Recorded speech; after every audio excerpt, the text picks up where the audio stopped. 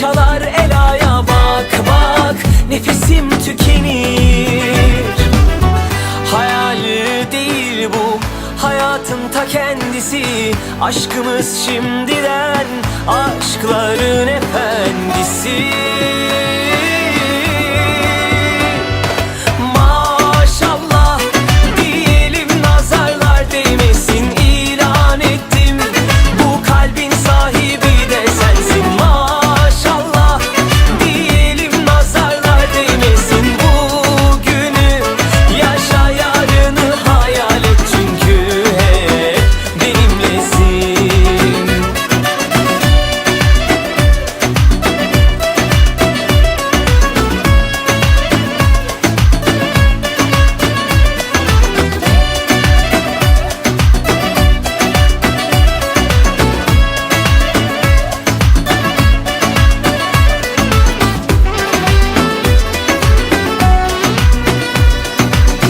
Ne kadar güzelsin, doyamam bakmalara. Sen benim her şeyimsin, sığdıramam sayfalara. Yaz yaz, kalemim tükenir.